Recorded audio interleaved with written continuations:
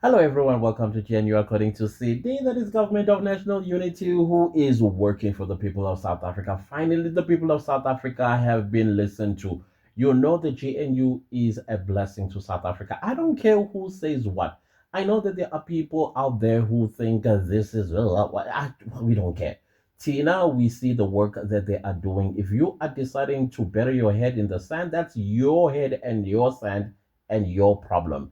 The rest of South Africa, finally, we are feeling like we are being heard. And I've always said this before: what South Africans want, South Africans get. And it looks like the GNU is definitely listening and giving what South Africans want. And South Africans say, no more free ride in South Africa. We just want to be on our own, enjoy our country by ourselves without anybody bothering us.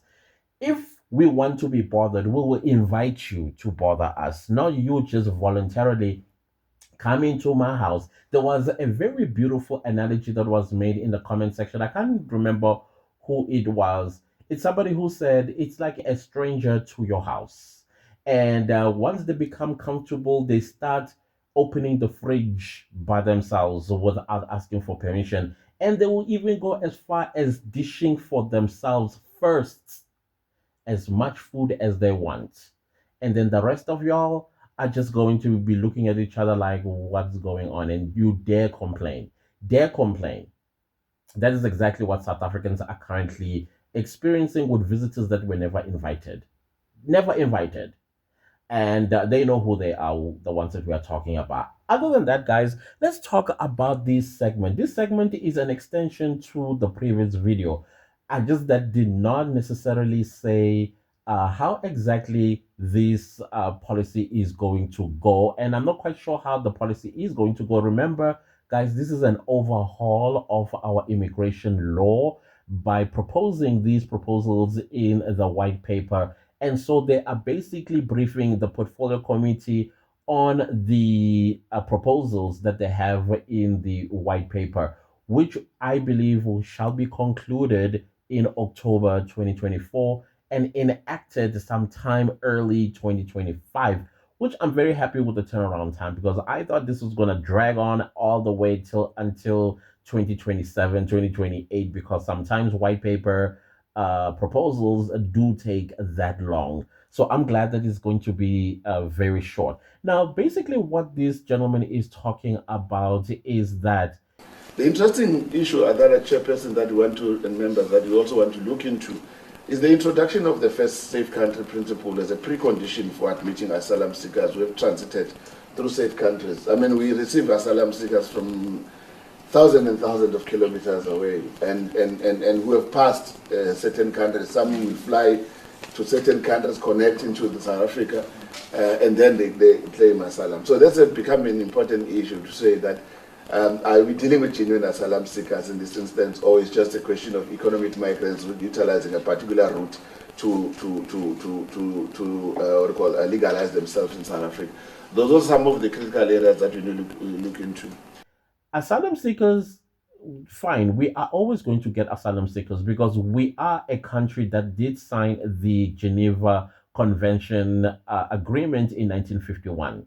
And part of our agreement, I know that we did not anticipate what is happening when we signed on that agreement in 1951 Geneva Convention. We didn't anticipate that we were going to get crooks that are or that were going to utilize the loopholes in our immigration laws in conjunction with the ambiguities of our constitution. So now this is exactly what they are fixing so that in the future, if anybody feels like, okay, I've overstayed my welcome, let's look for loopholes on how I can stay and also become a citizen. All right. So now the asylum seeking part is that it's going to clarify, clearly define who is an asylum seeker and who is also going to be an economic migrant. Because sometimes economic migrants, for example, a Nigerian. I'm sorry, Nigerians. I'm just going to pick on you as an example. A Nigerian, for example, who comes thousands of kilometers away from South Africa, comes to South Africa and then call themselves an asylum seeker because they just discovered that their time in South Africa has expired. And so now, because they enjoyed South Africa and they want to enjoy South Africa some more with whatever inverted commas business that they got themselves involved to. I recently just discovered that Nigerians call selling of white powder market, selling market. Ah, people. How do you call that selling market? Is that a market when you're selling white powder? No, people, that's evil. Anyways, let's get back to this. Let's say a Nigerian finds selling market in South Africa and he's looking at the money that, I'm actually a millionaire here, like in real millionaire. I'm not talking in Naira millionaire, but like real millionaire. And then he decides to stay. And now, if his time has expired and then he cries asylum seeking, of course, he's not going to get that because number one, asylum seekers, according to the white paper, is going back to the Geneva Convention Agreement of 1951, where it talks about first safe country principle, meaning that if a Nigerian is being persecuted in his country for whatever reason, whether it's politically, sexual orientation, or speaking of sexual orientation, South African gays, please don't be loose like our sisters who just, you know what I mean? Because they are going to use that. Trust me, the green, white, and green people are going to use sexual orientation as a way of getting themselves in South Africa for a long time, possibly permanently on an asylum status, because if you are being persecuted in a country for your sexual orientation, clearly that country will not have any intentions on changing that law or anti LGBTQIA plus community laws or policies of the country. So, meaning that you can remain in South Africa safely until you're an old man, old woman, and whatnot. Not. However, though, I believe that the white paper is going to come up with ways on finding out whether indeed you are, let's say, a gay person or a lesbian or a transgender or what do you call this, intersex, or whatever the case might be in the alphabets of the alphabets. Okay. So, because I believe that most people are going to cry, especially those that are coming from thousands of miles away. I know that Canada was also struggling with the very same issue where, again, sorry, because that's the report, many Nigerians were taking asylum papers or asylum status in Canada, and they would cry that they are LGBTQIA plus community members and they're being persecuted in their countries. And if Canada sends them back, they are sending them back to their death sort of situation. So there were too many applications of this nature. This is pre 2020. This is pre 2020 when this was happening. And Canada ended up becoming very suspicious of these applications because when immigration followed up, they discovered that most of these men, because it's always men from Nigeria that do this, they were never in same sex relationships. Others would make the mistake of going to Canadian Home Affairs to register their marriage with a woman. They forgot that how they got into Canada in the first place. And then, of course, when you submit your identity documents to the Canadian government because you want to get married, obviously, this Nigerian produced his asylum status papers. And then they would like looked at that paper sideways, like bombastic side eye. Like, how is it possible that you are in Canada on asylum because you're being persecuted for being gay in Nigeria, but you are marrying a woman? The stupidity there is just beyond understandable. And so I think South Africa may also go through something similar as what Canada went through. But I think maybe South Africa may have learned a lesson from Canada and they will find ways on how they can follow up if indeed you are in South Africa for the reasons you say you are in South Africa, because there will be legitimate applications. Let's not fool ourselves. There will be legitimate applications. For example, a politician is being persecuted, let's say in Haiti. Maybe they say the Haitian president is abdicated and now his life is in danger. And so he decides that South Africa is the only destination I know I'm going to be protected. Flies over thousands and thousands and thousands of miles to South Africa to seek asylum. I think we've done this before with Aristide. What was his name again? I remember going to his lecture at Wits University. What was his name again? It was under Thabo Mbeki's presidency. Arad Barastid, something like that. The former Haitian president, he did seek refuge in South Africa after there was a coup, and he kind of like lived in South Africa for about 7 years until South Africans were like, "Hang on a minute, you seem to be very comfortable in South Africa, you and your children. What's happening?" Until I think he was deported because the time for him to remain in South Africa had long expired, and South Africa was the taxpayer was basically footing the bill for a president of another country. And so we're like, no, he was deported back to Haiti. I'm not sure if he was deported back to Haiti or to the US, somewhere there. So let's say something like that.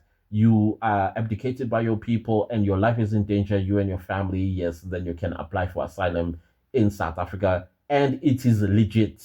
And of course, you are going to get that asylum um, status. However, though, I don't know what they are going to say about the Home Affairs officials. I am hoping by this time the electronic situation is the one that is going to do all the work rather than a human being who is corruptible. Because there will be, once again, green, white, and green people. I don't trust them at all when it comes to systems.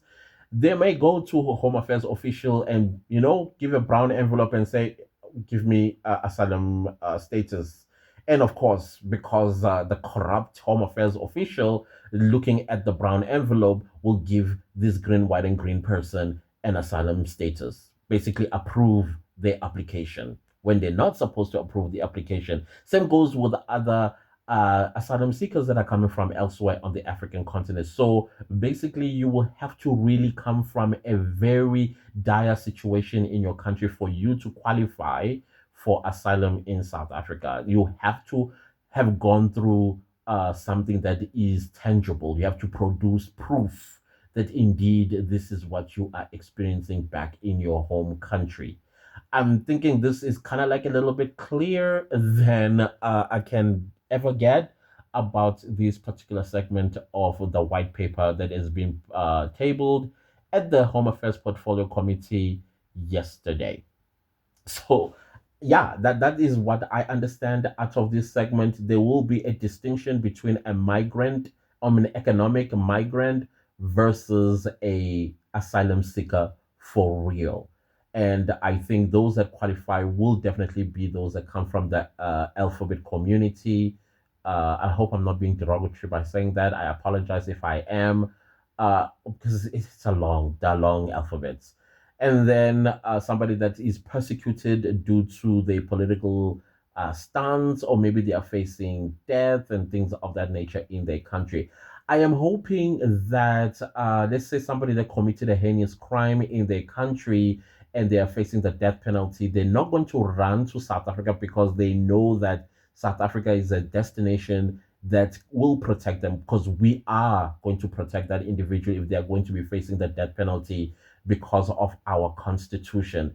I hope that is not going to place such an individual as an asylum seeker. However, though, I am hoping that there will be some kind of a discussion or an agreement between that country and the perpetrator on conditions on how they are going to allow that country to extradite, or our country to extradite the perpetrator, as long as they are not going to face the death penalty, maybe an alternative sentence, like a life sentence, rather than the death sentence.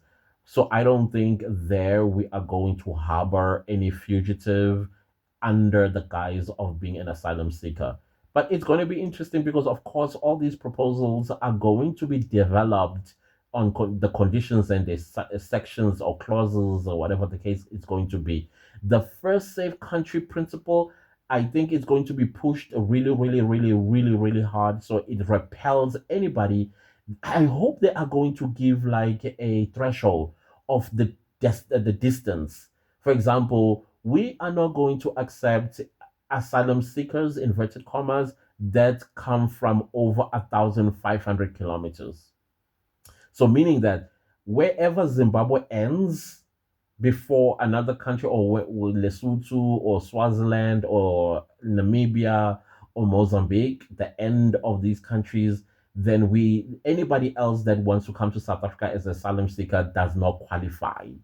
Basically, they'll get rejected. That way, we know that if you're a Tanzanian, if you are a Kenyan, if you're a Somali, you are an Ethiopian, Eritrean, Cameroonian, Congolese, Angolan, all these other countries in the SADC region that are thousands of kilometers away, of course, they should know from the beginning that coming to South Africa is a futile exercise. They are going to get rejected. Therefore, the only option is the first safe country, meaning that if you're coming from Somalia, of course, Kenya is your first safe country. If you're coming from Eritrea, Ethiopia is your first safe country. If you're coming from Uganda, Kenya is your first safe country, etc., and so on. Rather than flying all the way to South Africa, and then when you get here, or maybe you're transitioning, as this gentleman was saying, but some people will take a flight that is transitioning from OR Tambo basically to somewhere else, and then they get off on OR Tambo and go straight to our customs and say, please help me, I am asylum seeker. Because there are those that do that. They go straight to our customs and say, I'm asylum seeker. Please apply, get me asylum status. So those are the things that the white paper is going to get rid of. Finally, we will be able to breathe. We will able to breathe. Even the neighboring countries, I feel like the white paper also needs to put strict rules for Zimbabweans, because Zimbabweans, of course, they've shown themselves, they've shown their hands, what type of people they are when they come to South Africa, some of them. Unfortunately, those that commit crimes. So a biometric type of tracking device needs to be also maybe not implanted in them, but something that is going to say, well, sorry, sir, your time is up. Get out, get out, get out type of situation. And they have to. We don't have to drag them kicking and screaming.